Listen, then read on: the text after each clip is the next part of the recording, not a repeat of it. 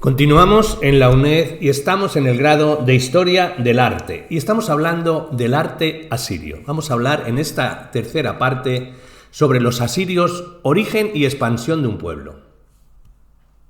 En el norte de la antigua Mesopotamia, lo que hoy es Irak, alrededor del 2100 a.C., un pueblo, acostumbrado a ser sometido por vecinos o invasores venidos de tierras lejanas, aprovechó la coyuntura de ciertos eventos para dejar de ser un sencillo grupo de pastores y orfebres y transformarse en uno de los mayores imperios de la historia. Este fue el pueblo asirio.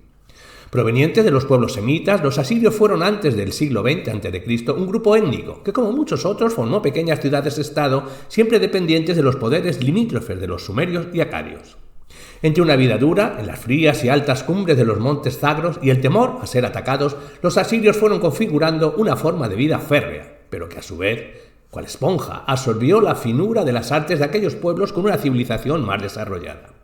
Desde su primera capital, la ciudad de Asur, el pueblo asirio sumó a sus conocimientos las labores de campo y el trabajo del metal, el comercio a gran escala, sobre todo con la región de Capadocia, lo que hoy sería la parte central de Turquía, adquiriendo tal poder que hizo de un pequeño estado un imperio regional que abarcaba gran parte del norte y centro de Mesopotamia.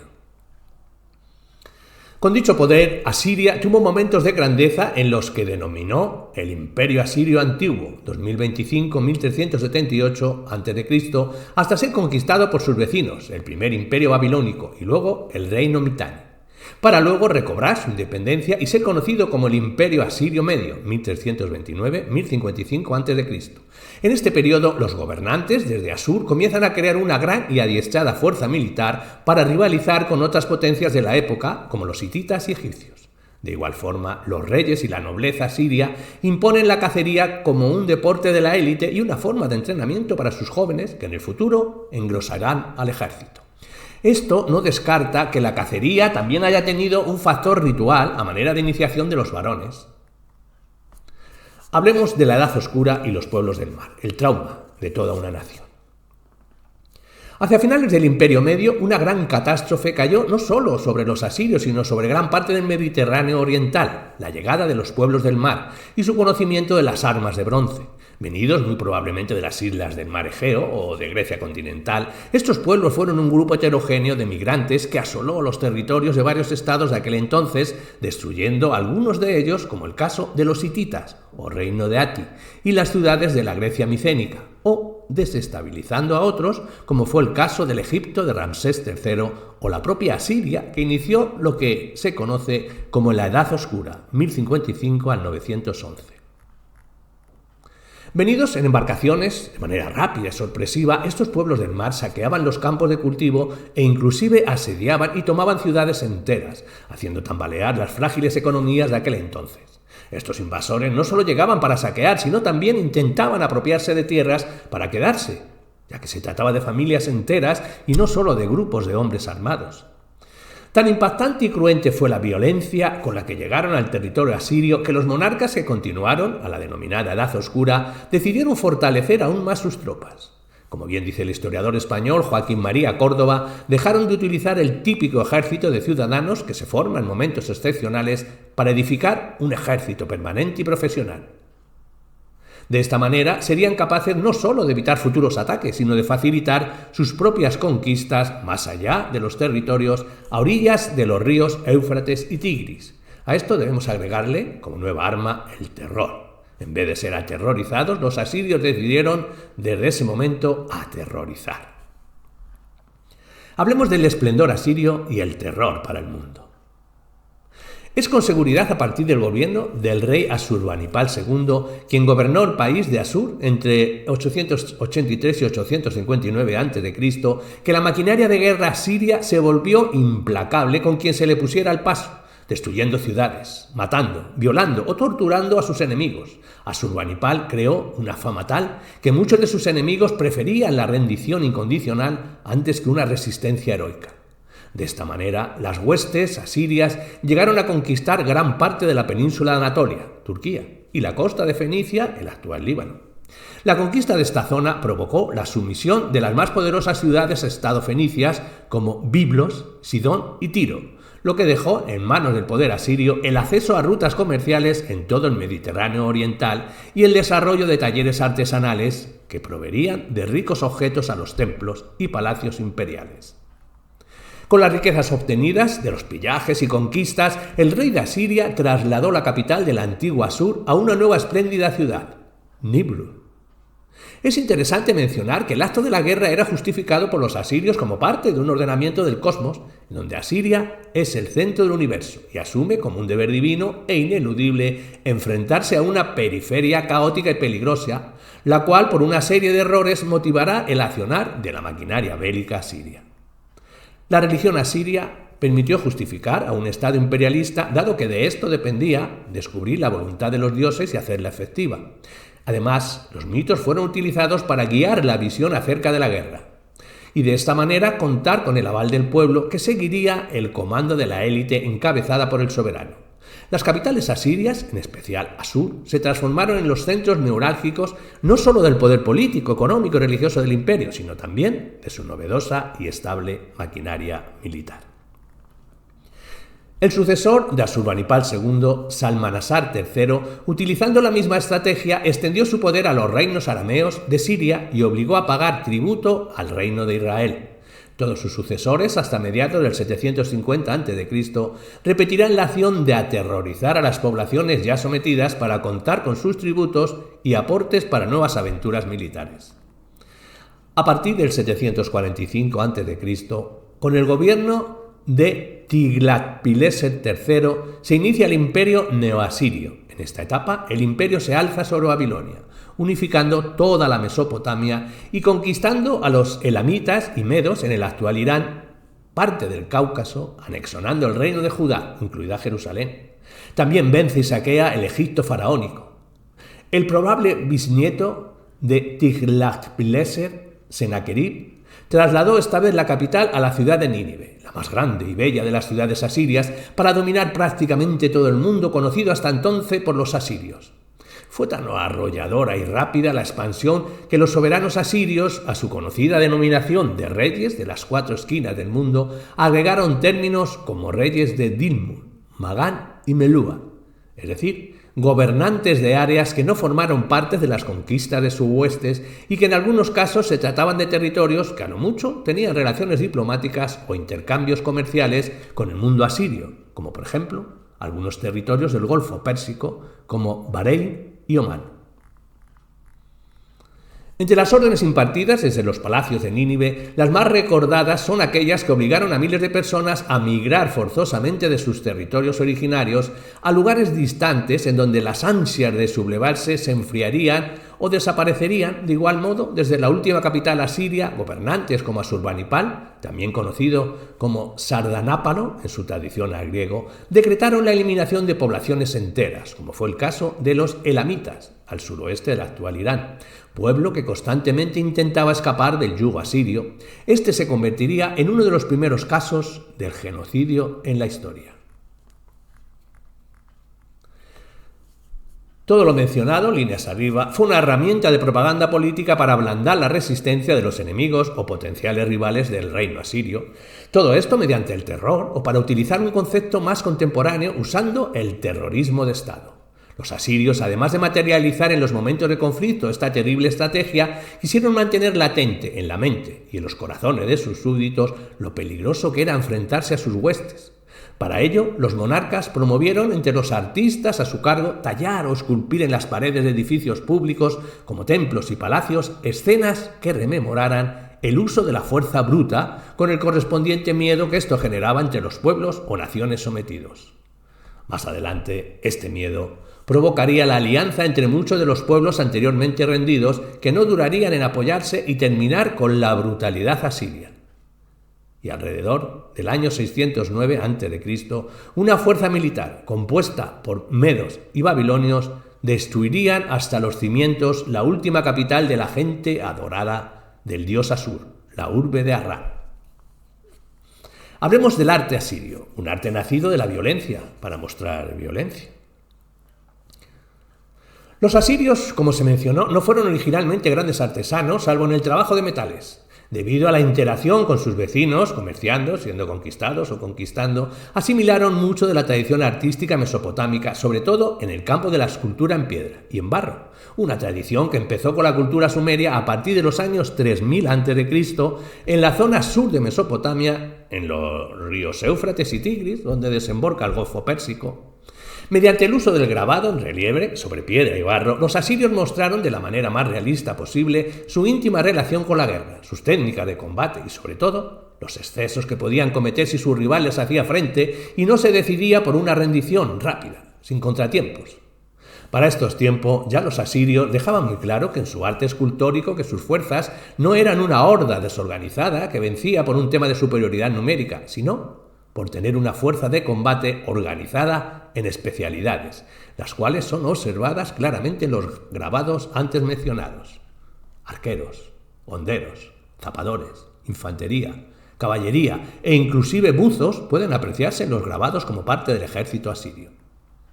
Estos grabados adornaban las grandes edificaciones públicas y las murallas de las ciudades asirias, transformando el arte en una verdadera maquinaria publicitaria del poder bélico asirio. De esta manera, los visitantes o tributarios se daban una idea clara de lo que podían enfrentarse y podían también evaluar la distancia existente entre sus fuerzas armadas y las del gigante asirio. Sus especialidades en cuanto al terror eran las mutilaciones de cabezas, extremidades, narices, orejas o genitales. Los empalamientos y desollamientos también eran castigos comunes para aquellos que osaban resistir o dudaban el poder nacido en los fríos montes Zagros. De alguna manera había nacido no solo un arte bélico, sino también lo que hoy llamaríamos una guerra psicológica, mediante la propaganda emanada de este arte. Cabe destacar que además de las escenas de violencia antes enumeradas, otra muestra de la violencia política del Estado frente a sus adversarios fue el traslado de miles de pobladores de un territorio a otro, las famosas diásporas, que desarraigaban a los vencidos en su tierra natal y de esta manera evitaban levantamientos en contra del poder asirio, nubios, egipcios, filisteos, judíos, sirios, elamitas, babilonios y decenas de etnias más tuvieron que viajar forzosamente e instalarse en otros rincones del imperio, perdiendo tanto su libertad como su identidad cultural. Por otro lado, las migraciones forzosas le dieron al Estado asirio control directo sobre una población que serviría para repoblar y activar territorios fértiles en la zona nuclear del imperio, pues estos habían quedado mermados luego del paso de los pueblos del mar.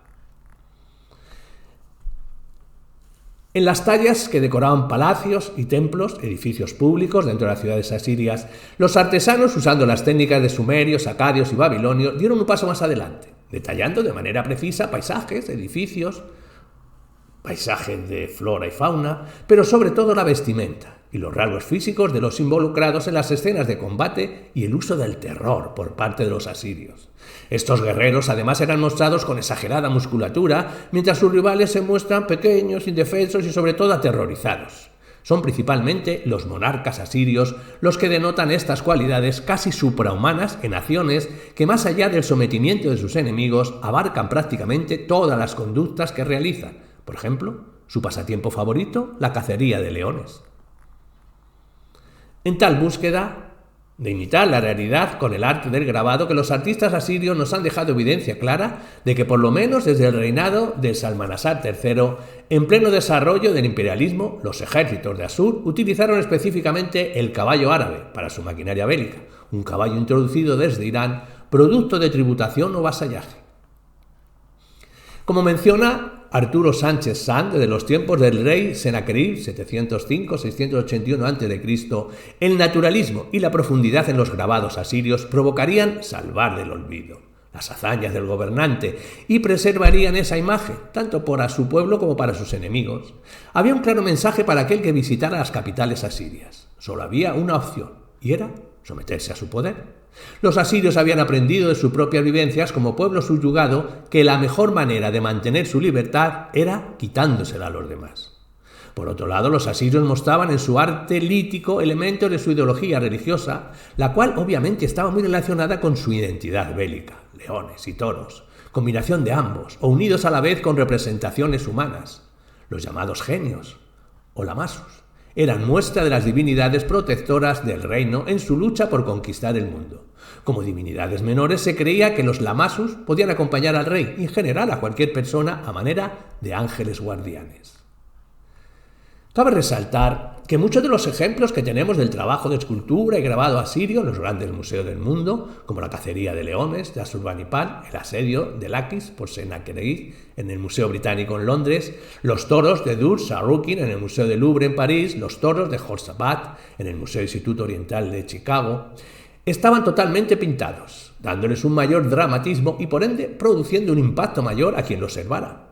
Es muy poco de lo que sobrevive de la pintura asiria, pero sabemos que utilizaron el negro para delinear, además del celeste, el rojo y amarillo, colores muy similares a los utilizados por culturas contemporáneas como la egipcia y la civilización minoica en Grecia. Posteriormente, otros imperios de la antigüedad utilizarían el ejemplo asirio, plasmando en su arte el poder de sus ejércitos como una forma de dar confianza y crear identidad entre su población, persas, griegos, romanos, pero nunca hubo otro estado que repitiese la experiencia asiria de crear un arte nacido de la violencia, para luego con ese mismo promover el terror a sus vecinos y con ello lograr la sumisión. Hablemos del otro arte asirio. Decir que el arte asirio era exclusivamente reflejo de un pueblo que fue abatido por la historia y que reaccionó transformándose en una maquinaria de conquista brutal sería decir una verdad a medias. Existe un arte asirio que nos deja otro mensaje aún más contundente para una nación que buscaba la hegemonía, la de un pueblo elegido. No solo en grabados sobre barro, piedras o pintados, sino también utilizando azulejos, ladrillos vidriados. Los artesanos asirios crearon una serie de motivos que reflejaban la estrecha relación entre los gobernantes asirios y sus deidades protectoras, unas divinidades que permitían que el monarca que se sentara desde el trono en Asur, Nibrud, Nínive o Harran pudiese autonombrarse como gran rey del mundo o rey de reyes. Prácticamente el mundo existente era el conocido y dominado por los asirios, mientras el resto del planeta simplemente no existía. Para los asirios, los límites del mundo eran el Mediterráneo, Egipto, Arabia, el Golfo Pérsico, las montañas del Cáucaso y la meseta iraní. Más allá de estos lugares, solo existía la nada. Los reyes asirios eran representados en estelas en donde se les muestra acompañados de dioses como Asur, dios principal, y asociado al sol, Ishtar, diosa vinculada a Venus, Ea, el dios de las aguas, Adad, el dios del trueno, Samat, el dios de la justicia, Aya, la diosa de la maternidad, y Nabu, el dios del conocimiento. Los gobernantes asirios, a diferencia de los faraones egipcios, no se proclamaban hijos de los dioses, sino bendecidos por ellos, y por lo tanto se transformaban en benefactores del resto de la población. También podían ser representados junto a deidades menores como los toros alados, los lamasus, y unos particulares personajes con cabezas de águila conocidos como genios, los Azcayu. Ambos eran seres protectores del monarca y por lo tanto de las ciudades, la nación y del pueblo asirio. Otro elemento en la iconografía del arte asirio era el árbol sagrado, símbolo que representaba el orden cósmico original, que era mantenido por el rey y sus ejércitos al ir conquistando territorios y uniéndolos al cosmos ya existente. Sin el rey solo podría existir caos, por lo que la lealtad a él era necesaria para todos, asirios o extranjeros, amos o esclavos.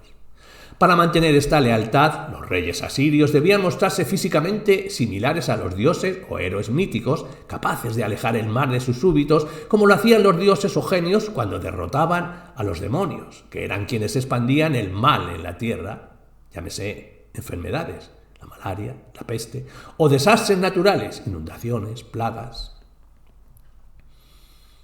¿Para quién era este arte?